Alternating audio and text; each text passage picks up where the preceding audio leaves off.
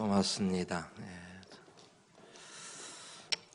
오늘 여러분들과 함께 생각을 나누어 보려고 하는 말씀의 주제는 말에 대한 것입니다. 언어에 대한 것입니다. 아마 오늘만 말씀을 나누는 것이 아니라 생각을 나누는 것이 아니라 여러 주에 걸쳐서 심지어는 몇 달이 될 수도 있을 것 같습니다. 그렇게 하는 중요한 이유는 말이 그만큼 우리 인생에 미치는 파장이 크기 때문에 그렇습니다. 긍정적인 영향을 끼칠 때도 있고 부정적인 영향을 끼치도 때도 있기 때문에 그렇습니다. 사람은 입의 열매로 인하여 복록을 누리거니와 잠언 13장에 나오는 말씀입니다. 입술에 열매가 있습니다. 그 열매가 독이 될 때가 있는가 하면 우리에게 복이 될 때가 있습니다. 그러므로 말 한마디로 인하여 우리 인생의 향방이 달라지게 되고 말 한마디로 인하여 생사가 갈리게 되기도 하고 심지어는 말 한마디로 인하여 다른 사람을 죽이고 살리는 일들까지 일어나기 때문에 이 말에 대하여 우리가 믿음의 승부를 걸지 않으면 안 되겠다 하는 생각 한참 항상 하고 있었는데 이번에 기회를 찾아서 말씀을 이에 대하여 나누려고 합니다. 여러분들이 아시는 것처럼 저는 목사입니다. 목회자 그러면 제일 먼저 떠오르는 게 여러분들은 뭐세요? 아마 대부분의 사람들이 목회자 그러면은 제일 먼저 떠오르는 것 중에 하나가 말이 아닐까 하는 생각을 해봅니다. 말을 청사뉴스처럼 참 잘합니다. 그리고 말을 많이 합니다. 그러면은 여척 없이 사람들이 그렇게 말해요. 목사냐? 그래요. 그것은 뭘 의미하느냐면 목회자 그러면 항상 말과 깊은 상관이 있는 그 같은 세계에 있는 사람이라는 것을 뜻하기 때문에 그렇습니다. 목회자만큼 말을 많이 하는 사람들이 이 세상에 또 있을까 하는 생각이 목회를 하면서 참 많이 듭니다. 말 참 많이 합니다. 설교합니다. 설교를 한 번만 합니까? 일주일 내내 설교하지 않습니까? 가르칩니다. 교육합니다. 끊임없이 말을 쏟아내야 됩니다. 신방 가서도 처음부터 끝까지 또 말해야 됩니다. 상담할 때도 말을 많이 하게 됩니다. 물론 상담의 기본이 듣는 것이기는 하지만 목회자는 직업병이 있어서 듣는 것보다는 말을 더 많이 하는 경향이 있는 것 같습니다. 그리고 이분과 만나서 이런 말을 하고 또 저분을 만나서 저런 대화를 하고 끊임없이 말을 하게 되는 것 같습니다. 입술의 언어를 떠나서는 목회 사역 자체를 생각할 수 없을 정도로 그만큼 목회자들이 말을 많이 한다 하는 것이지요. 그런데 그만큼 말을 많이 하기 때문에 그만큼 실수도 할 가능성이 많다는 것입니다. 말로 인한 함정에 빠질 가능성도 많다는 것입니다. 실제로 지금까지 목회를 하면서 실수한 적이 있습니다. 후회한 때가 참 많습니다. 말로 인하여 속이 상한 때 많았습니다. 밤잠을 설칠 때가 있었습니다. 제 자신이 용납이 되지 않은 때도 있었습니다. 저 자신에 대하여 깊은 실망을 하고 내 자신이 초라하게 느껴지고 깊은 무력감에 사로잡힐 때도 있었습니다. 내가 왜 그때 그런 말을 했던가? 내가 왜 그때 그런 표현을 사용했던가? 내가 그때 왜 그때 입술을 내가 다스리지 못했을까? 시간이 지나면 조금 잊어버릴 만도 한데 잊혀지지 않을 정도로 제게 깊은 제 말에 제가 상처를 받은 경우가 있다는 그런 얘기이지요. 그래서 가능하면 말 많이 하는 목사가 말을 인하여 실수를 면하기 위하여 혹은 실수하더라도 그를 최소화시키기 위하여 나름대로 원칙을 정해두고 그 원칙에 따라서 내가 말을 해야 되겠다, 목회 사역을 해야 되겠다, 그렇게 정해둔 덕목들이 있습니다. 한번 소개한 적이 있는 것 같은데 다시 한번 여러분들과 나누고 싶습니다. 그 첫 번째는 용기입니다. 저는 목회자입니다. 해야 될 말이 있습니다. 해야 될 말은 반드시 하겠다는 의지의 표현이 바로 용기로 제1원칙을 정한 내용 덕목입니다. 목회자가 사람을 두려워합니다. 환경을 무서워합니다. 그래서 해야 될 말을 하지 않습니다. 그것은 비겁한 짓이라 생각하기 때문에 목회자가 하나님이 주신 도전이 있으면 말씀이 그리 말하고 있으면 포기하지 않고 반드시 말하고 넘어간다. 이게 바로 용기와 관련이 있지 않습니까? 여러분들에게 종종 말씀을 드렸던 것처럼 저는 모태신앙입니다. 저희 부모님이 태중했을 때 서원하셨습니다. 서원만 하시는 것이 아니라 제가 태어나고 난 이후에 그리고 저희 부모님이 얼마 전에 다 돌아가셨는데 돌아가시기까지 저를 위하여 평생 기도하셨어요. 제 동생이 둘 있지만 동생을 위한 기도보다도 저를 위한 기도가 더 많았습니다. 왜냐? 목회의 길을 걷기 때문에. 평생 빚진 마음을 갖고 기도하신 것 같아요.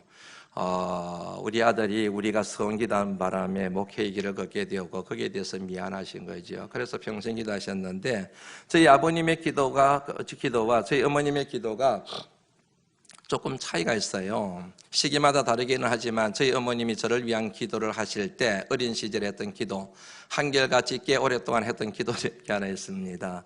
들으시면 여러분 웃으실걸요. 그런데 우리 어머님의 고통과 애정이 녹아있는 기도 제목이라는 생각이 듭니다. 어떤 기도를 하셨느냐 하면 꽤 오랫동안 제 어린 시절부터 고등학교 그리고 대학교 다닐 때까지 했던 것 같아요.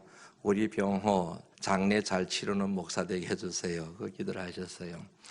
여러분들 지금은 장례식장에서 장례를 다 치르지만 예전에는 다 집에서 장례를 치렀거든요. 시신을 여러분 수습하고 염을 하는 일을 대부분 목사님들이 하셨어요. 저희 어머님이 서원하셨습니다. 그런데 제가 뭐냐면 자란 고향 마을에 장례가 난 거예요. 그런데 목사님이 오셔가지고 시신을 수습하시고 계시는 모습이 눈에 들어왔거든요. 그때서야 아차, 목회의 길을 걷는 사람들은 이 같은 일도 해야 되는구나. 그걸 그때서야 아신 거예요. 그러면서 우리 아들 나중에 이 험한 일을 어떻게 하나. 가족들도 여러분은 시신 대하기가 힘들잖아요. 그런데 남의 시신들 목회자가 돼서 다 일일이 수습을 해야 되는데 그걸 어떻게 하나. 거기에 대한 두려움이 생겨서 그때부터 저희 어머님이 한결같이 저를 위하여 기도하실 때 제 일머리에 두신 기도 제목이 우리 병호 장례 잘 치르는 목사 되게 해주세요. 그렇게 기도했다는 것이지 않습니까? 참 뭐냐면 깊은 아픔이 있는 기도 제목이라는 생각이 들지 않으세요? 30살이 되었을 때 지금으로부터 한 25년 전이지요. 첫 장례를 치렀습니다. 그때만 하더라도 장례식장이 보편화 안 돼서 가정에서 돌아가셔서 거기에서 장례를 다 치루었습니다. 제 계곡이었기 때문에 소식을 듣자마자 쫓아갔습니다. 형제분이 오셔가지고 염을 하고 계셨습니다. 흔히 소염이라 그러지요. 대염이 있고 소염이 있는데 그 소염을 제가 하는데 도와드렸는데 처음에 갈 때는 약간 무서웠는데 그 하나도 무섭지 않더라고요. 그래서 염을 하면서 우리 어머님의 기도발이 드디어 나타나는구나 하는 생각이 들었습니다. 그래서 장례 치르는 것, 시신을 대하는 것 이런 게 저한테는 전혀 두렵지가 않습니다. 우리 어머님이 열심히 기도하셔서. 저희 아버님의 기도는 딱 한 가지였습니다. 평생 그 기도만 하셨습니다. 거친 표현입니다. 양해하고 들어주셔야 됩니다. 하나님 우리 병호 짓지 못하는 개가 아니라 짓을 수 있는 개가 되기를 원합니다. 저희 아버님 많이 배우신 분이 아니십니다. 성격은 참 온순하셨지만 그럼에도 불구하고 저를 위한 기도는 거칠고 투박하기 이를 데가 없었습니다. 짓지 못하는 개가 아니라 짓는 개가 되기를 원합니다. 여러분들 이해가 되시죠? 개가 있어요. 짓는 개가 있는가 하면 짓지 못하는 개가 있습니다. 짓지 못하는 개는 가치가 없다. 저희 아버님이 그렇게 생각하신 거예요. 목회자가 있습니다. 하나님 말씀을 있는 대로 전합니다. 그런가 하면 그 말씀을 감춥니다. 교인들 구매에 맞는 좋은 말만 합니다. 저희 아버님은 제가 목회자로 살아가면서 목회를 하면서 한결같이 원하셨던 게 목회자로서 하나님이 주신 말씀이면은 목에 칼이 들어오더라도 말씀을 전해야 되는 사람이 되어야 된다는 게 저희 아버님의 한결같은 신념이었습니다. 그래서 여러분 제가 목회의 길을 걷게 되었을 때 저희 아버님이 그 부분에 대한 아쉬움을 많이 얘기하면서 어릴 때부터 왜 내가 그 같은 기도 제목을 가지고 너를 위하여 기도하게 되었는지 설명을 해 주셨거든요. 그래서 너는 환경 무서워하지 말고 사람 두려워하지 말고 하나님의 말씀이면 있는 그대로 고지 그대로 다 전해야 된다. 그게 목회자의 사명이다. 그렇게 말씀을 하셨는데 그게 어릴 때부터 짓지 못하는 개가 아니라 짓는 개가 되기를 원합니다. 한결같이 그 기도 제목만 하셨던 것이지요. 여러분들 제 설교가 강하다 그러시잖아요. 그게 이유가 있는 겁니다. 저희 아버님의 기도를 하나님이 응답하셨거든요. 저는 그래서 여러분 해야 될 말을 설교할 때 두렵지가 않습니다. 겁나지가 않습니다. 싫어하면 싫어하는 거이지요. 어떡합니까? 해야 될 말은 해야지요. 그래야 영혼이 살아나게 되는 것이지 않겠습니까? 목회자가 교인 눈치 보고 교인을 만족시키기 위하여 해야 될 말을 하지 않고 숨겨버리면 그게 무슨 목회자입니까? 이 같은 정신과 생각이 하나님이 주신 마음인데 그 배후에는 우리 아버님이 계시다. 그런데 여러분 힘들어요. 참 힘들어요. 해야 할 말을 하고 난 뒤에 너무너무 고통스러워요. 혈변을 볼 때가 한두 번이 아니에요. 그럴 때마다 저희 아버님을 생각하면서 아버님한테 원망 섞인 그런 푸념을 늘어놓죠. 이 아버지 왜 그런 기도를 하셨나? 사고 많은 기도 제목 가운데서 왜 해필 짓는 개가 되게 해달라고 그렇게 기도를 하셨냐? 목회자를 위하여 기도한 제목이 너무너무 많지 않습니까? 큰교회 목사가 되게 해주세요. 오냐 목사가 되게 해주세요. 인기 있는 목사가 되게 해주세요. 기도 제목이 한두 가지입니까? 그런데 그 모든 기도 제목은 안 하는 것이고 평생 동안 짓는 개가 되게 해달라고 그렇게 기도를 해놓으시니까 아버지가 원망스러워가지고 아버지 그 많은 기도 제목 가운데서 왜 하필 그 기도 제목을 하셔가지고 아들을 이렇게 힘들게 영혼의 고통을 겪게 하십니까? 그렇게 여러분 아버지를 원망할 때도 많습니다. 그렇습니다. 여러분, 용기가 필요한 것이지요. 사람 떠나도 할 수 없습니다. 거친 표현 씁니다. 그게 사실이니까. 요즘 한국교회 현실이 그러니까. 교회에서 쫓겨나더라도 할 말은 하는 거지요. 주변에 사람들이 다 떠나가도 할 말은 하는 거이지요. 그게 용기거든요. 용기에 대한 정의에 대한 책을 읽었는데요. 저는 그 내용이 너무 마음에 와닿더라고요. 용기란 뭐냐? 마치 깊은 산 속에 있는 꽃과 같다. 그런 얘기를 해요. 깊은 산 속에요. 사람이 없어요. 주목해보는 사람이 없어요. 관심을 기울이는 사람이 없어요. 구경하는 사람이 없어요. 그럼에도 불구하고 싹이 나가지고 거기에서 꽃을 싹 피워요. 그게 용기라는 것이지요. 사람이 없어요. 인기가 없어요. 싫어해요. 미워해요. 공격받아요. 저항해요. 그럼에도 불구하고 말씀이기 때문에 곧이곧대로 말씀을 전하는 것. 이게 바로 말씀 전하는 자의 용기라 그렇게 말씀을 드릴 수 있다는 얘기지 않습니까? 말씀 전하는 자의 용기도 필요하지만 말씀 듣는 자의 용기도 필요한 것 여러분 아시지요? 스티브 잡스라는 영화를 봤는데 그 영화를 보다가 스티브가 왜 그같이 큰 인물이 됐는가를 엿보는 대사가 한 토막 나오는데 마음에 확 닿았던데요. 뭐냐면 애플사를 창업하고 난 다음에 쫓겨나다시피 하지 않았습니까? 다시 돌아오지 않았습니까? 그랬을 때 직원에게 스티브 잡스가 이런 말을 해요. 나한테 솔직하게 말을 해달라. 그런데 여러분 그 말은 누구든지 할 수가 있거든요. 뭐라고 이어서 얘기를 하느냐면은 잔인할 정도로 이런 표현을 써요. 잔인할 정도로 나한테 솔직하게 말을 해달라. 그래요. 크다는 생각이 들던데요. 네가 뭘 알아? 직원인 주제에 뭘 나한테 얘기하려고 조언하려고 하지 마. 내 다 알아. 이게 아니라 나한테 솔직하게 말해달라. 내가 마음이 고통스러울 정도로 잔인할 정도로 솔직하게 말을 해달라. 그 같은 들을 수 있는 용기. 이 같은 용기가 그로 하여금 참으로 위대한 업적을 남긴 인물이 되게 만들었구나 하는 생각이 들던데요. 여러분 말할 수 있는 용기도 필요하지만 들을 수 있는 용기가 더 중요한 거 여러분들 아시죠? 그 같은 용기 있는 사람들이 되실 수 있기를 주의 이름으로 축원합니다. 그래서 말씀을 들으실 때는요. 말씀이 강하냐 세냐 따지시면 안 돼요.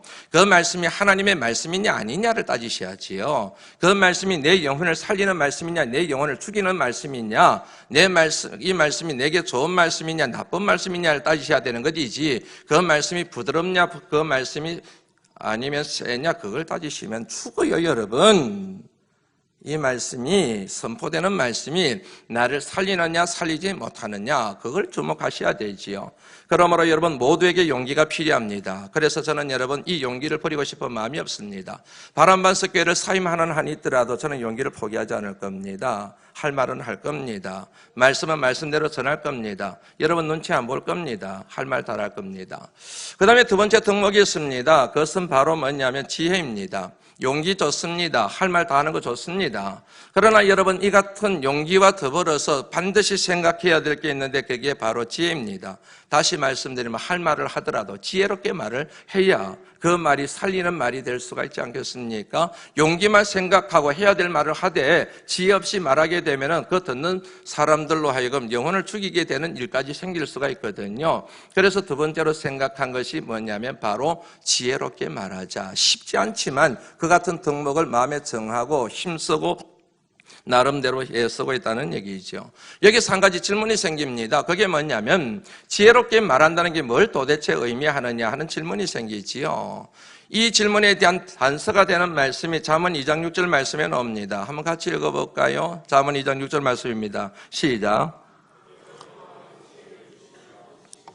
명철을 그 입에 내심이 그렇게 되어 있지요. 하나님은 어떤 분이십니까? 우리에게 지혜를 주시는 분.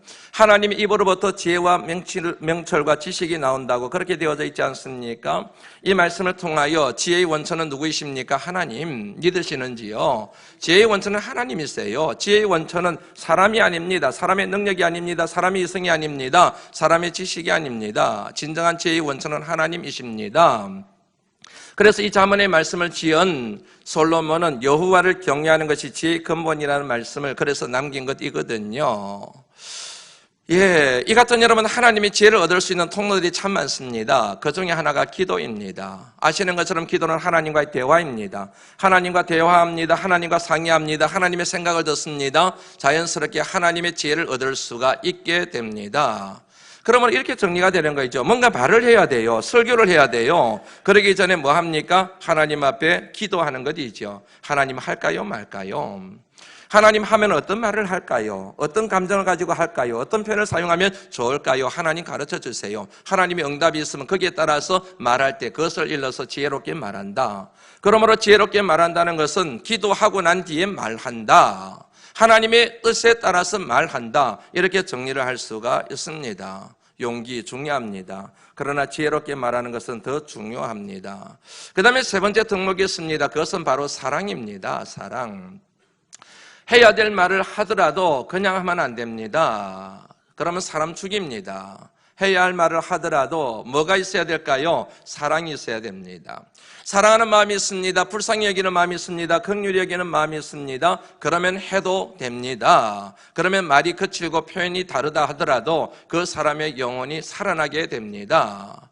그런데 사랑이 없습니다. 내 마음속에 미움이 있습니다. 분노가 있습니다.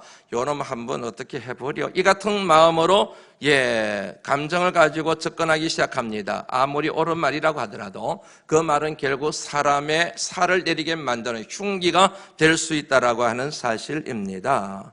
그러므로 여러분 해야 될 말을 한다 할지라도 그 하고자 하는 내 마음속에 진심으로 사랑이 있느냐 없느냐, 그거를 여러분 따지시고 진단하시고 난 다음에 말하는 그 같은 지혜가 또한 저와 여러분들에게 필요한 줄로 믿습니다.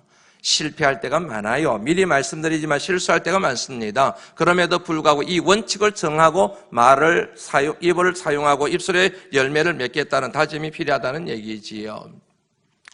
그 다음에 네 번째가 있습니다. 그것은 절제입니다. 제 개인적으로 가장 힘들어하고 가장 중요하게 여기는 덕목이 바로 절제입니다. 해서는 안 되는 말이 있어요. 하지 말아야 될 말이 있습니다.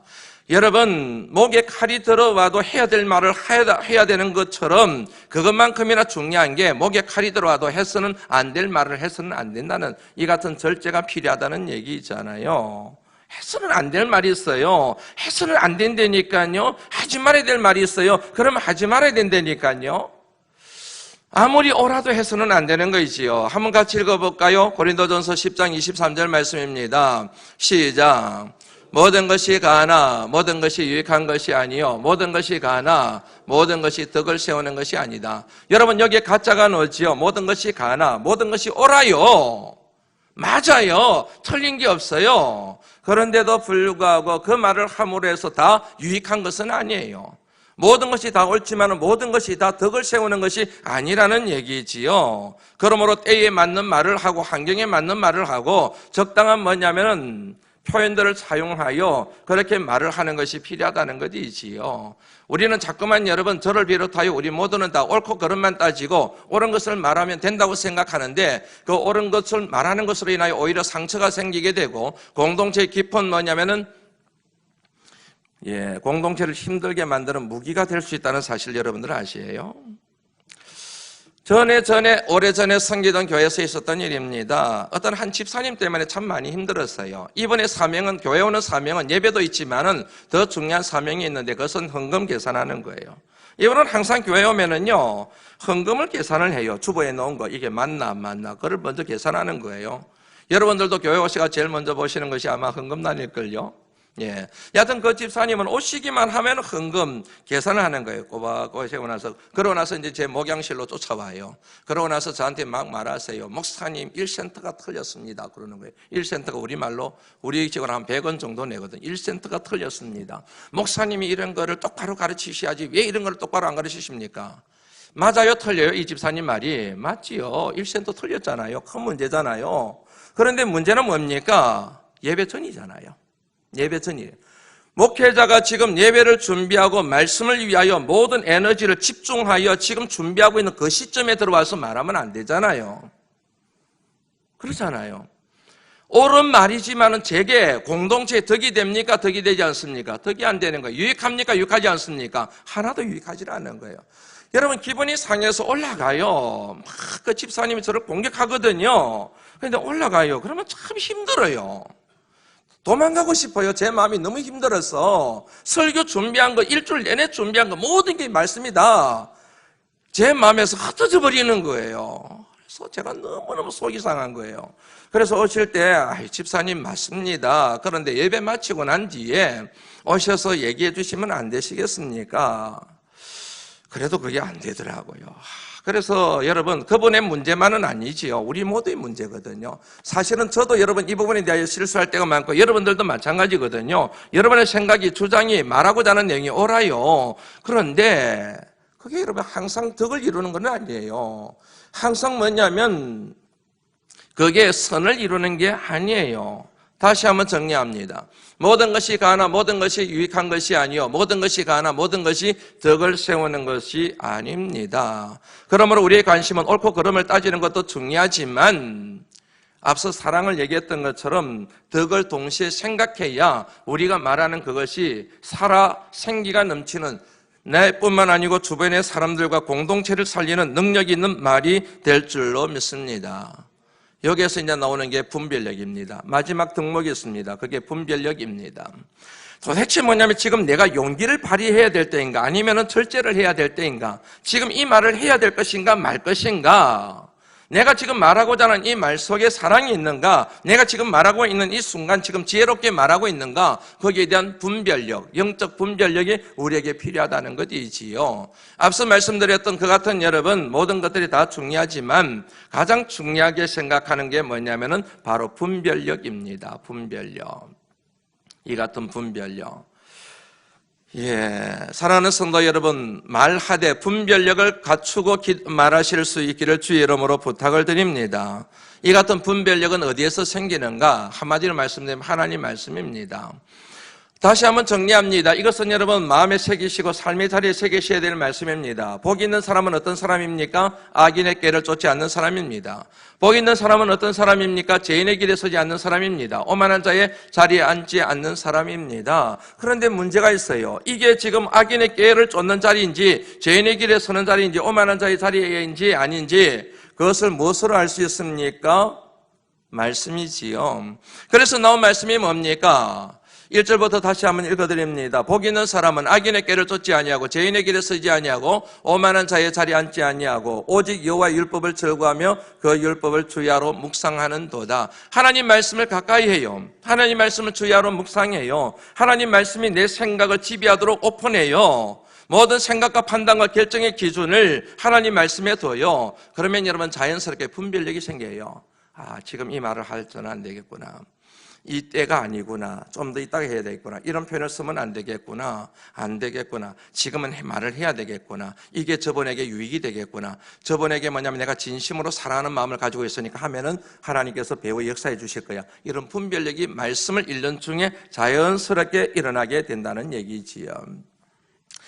신구약 여러분 66권 전체가 다 우리가 어떤 말을 해야 될지 어느 때 어떤 말을 해야 될지를 분간하게 만드는 분별력을 제공하는 말씀이 되지만 그 가운데서 오늘 함께 읽었던 말씀이 바로 그 가운데서 우리에게 분별력을 주는 백미가 아닐까 하는 그런 생각을 해보면서 말씀을 다시 한번 읽게 되었습니다.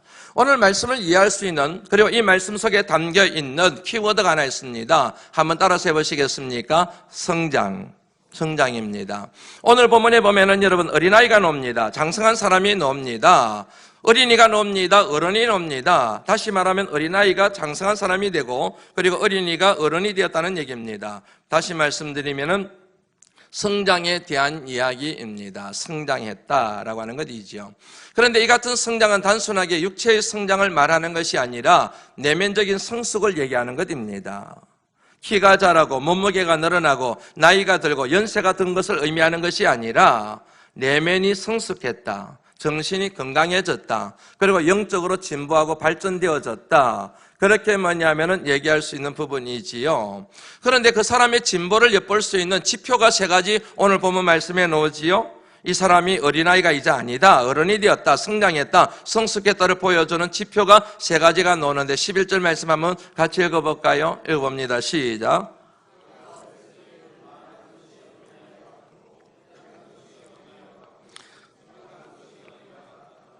장성한 사람이 되어서는 어린아이의 일을 버렸노라. 세 가지 뭐가 나옵니까? 첫 번째는 말이 나오잖아요.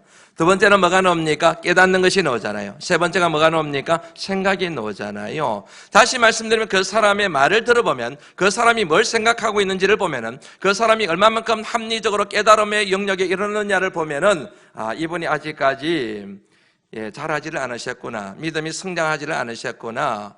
이분이 많이 믿음이 성장하셨고 잘하셨구나. 정말 존경할 만한 어른이시구나. 이런 느낌이 든다는 얘기예요. 말 한마디를 들어보면 그분의 신앙의 격과 인격과 품격을 알 수가 있다는 그런 얘기잖아요, 결국. 이 세 가지를 얘기했는데 이 세 가지 가운데서 두 가지는 뿌리이고 한 가지가 그 두 가지의 열매라고 하는 거 아시죠? 생각과 깨달음은 뿌리입니다. 그리고 열매는 말입니다. 굉장히 중요합니다. 이 같은 생각과 여러분 말은 연결되어져 있는 거 아시죠? 마음으로 믿어 의에 이르고 입으로 시인하여 구원에 이르느니라. 그 사람의 말을 들어보면 생각의 어떠함을 알 수가 있고 그 생각이 어떠함에 따라서 말이 달라진다는 사실을 알 수 있다는 얘기지요. 그러면 여러분 생각이 성장하게 되면 생각이 변하게 되면은 말도 변하게 되고 말도 자라게 되고 말도 새로워진다는 사실을 알 수가 있는 것이지요. 성숙한 사람, 다시 말하면 어른이 된 그 같은 뭐냐면은 사람들에게 나타나는 어른의 말이 있습니다. 그 단서가 13절에 나옵니다. 한번 같이 읽어볼까요? 13절 말씀입니다. 시작. 그런즉 믿음, 소망, 사랑 이 세 가지는 항상 있을 것인데 그 중에 제일은 사랑이라. 이 말씀에서 세 가지 성숙한 어른의 말에 뭐냐면은 범주가 나와요. 카테고리가 나와요. 첫 번째가 뭐입니까? 믿음의 언어입니다. 믿음의 언어. 할 수 있어. 아들 할 수 있다니까. 딸 잘 될 거야. 무엇이든지 할 수가 있어. 왜냐하면 너 뒤에는 하나님이 계시거든. 하나님이 널 사랑하시거든. 하나님이 널 인도하실 거야. 할 수 있어. 겁내지 마. 걱정하지 마. 두려워하지 마. 믿음의 언어. 근데 믿음이 자라지를 않았어요. 아직까지 내면이 성장하지를 않았어요. 그러면 항상 이렇게 부정적인 말을 해요. 안 돼. 네 실력으로 뭐하니? 배운 것도 없는데 이런 환경에서 네가 뭘 한다고? 여보 그런 말 하지 마. 당신 실력으로 돼? 그러니까 끊임없이 빼딱하게 말하는 거예요. 부정적으로 말을 하는 거예요. 아니 왜냐하면 내적으로 믿음이 성장하지 않았고 그 다음에 믿음이 성숙하지 않았기 때문에 그렇게 되는 것이거든요. 내면이 성숙한 사람, 믿음이 진보한 사람은 어떤 언어를 사용한다고요? 믿음의 말을 사용하는 거예요. 여러분 교회 안에서도 마찬가지입니다. 뭘 하려고 할 때마다 목사님 할 수 있습니다. 우리 힘 없지만 하나님이 역사하시니까 할 수 있어요. 이같이 믿음으로 동의하고 믿음의 언어로 선포하고 믿음의 언어로 마음이 묶여지는 분이 있는가 하면 고 목사 또 쓸데없는 일 하네. 우리 힘으로 뭘 한다고? 하나님의 자부심, 현상에는 잘 유지하지. 이렇게 되는 거죠. 열방의 반석, 바란의 반석이나 똑바로 하라지 뭐. 이제 이런 별의별 말들이 나오는 거죠. 내면이 성숙하지 못하고 장성한 믿음의 분량이 이르지 못하면 이제 그런 언어를 사용하게 되는 거지요. 그 두 번째 뭐냐면은 성숙한 사람에게 나타나는 언어의 개념이 뭐입니까? 소망의 언어를 사용하는 거예요. 내 시작은 미약하였으나 나중은 창대케 되리라. 그러면서 소망을 얘기하는 거죠. 내일은 잘 될 거야. 모레 잘 될 거야. 10년은 뒤에는 더 잘 될 거야. 그렇게 얘기하는 것이요. 잘 되는 오늘을 잘못되는 오늘을 보지 말고 미약한 오늘을 보지 말고 창대케 될 내일을 바라봐야 돼. 막 이렇게 말하는 이거를 일러서 소망의 언어라고 얘기하는 거예요. 이거 불투명해. 내일이 어떻게 될지 몰라. 지금 그냥 사는 거로 감사해야 돼. 막 이러면서 절망의 언어를 사용하는 것은 아직까지 우리 마음속에 믿음이 자라지를 못했기 때문에 그러는 것이지요. 사랑하는 성도 여러분, 절망의 언어가 아니라 소망의 언어를 사용하실 수 있는 성숙한 하나님의 종들이 되실 수 있기를 주의 이름으로 축원합니다. 우리 교회 안에도 소망의 언어가 넘쳐야 되는 거예요. 열방의 반석이 될 거예요, 여러분. 우리 바나바스교회는 하나님의 자부심이 될 겁니다. 됩니다. 예. 마지막이 사랑의 언어예요. 사랑합니다. 제가 여러분 사랑을 표현 못해서 죄송합니다. 오늘 설교하면서 제가 많이 회개했습니다. 말은 이렇게 하는데 원칙은 이렇게 세워놨는데 잘 안 돼서 죄송하고 송구하더라고요. 그래서 여러분 제가 말로 인해서 혹시 여러분들 상처 입은 분들이 계시다고 한다면 너그럽게 용서를 해주시면 고맙겠습니다. 여하튼 사랑의 말을 하는 거죠. 사랑합니다. 집사님 사랑해요. 예, 그러는 거이지요. 저도 그래야 되는데 참 안 되네요. 미안합니다. 그러나 마음만큼은 사랑을 만땅으로 하고 있는데 마음만 하면 됩니까? 말로도 해야 되는데 말로 한번 연습해 보십시다. 전후자에 계신 분들 한번 얘기해 보시죠. 사랑합니다. 네. 말로만 해가지고는 안 됩니다. 먹을 게 쫓아다녀야 됩니다. 먹을 게 없으니까 한번 안아주면서 사랑합니다. 예, 전후자에 계신 분들 한번 허거를 해주시면서 예. 이렇게 안아주시면서 사랑합니다. 시작. 야, 사랑합니다. 예.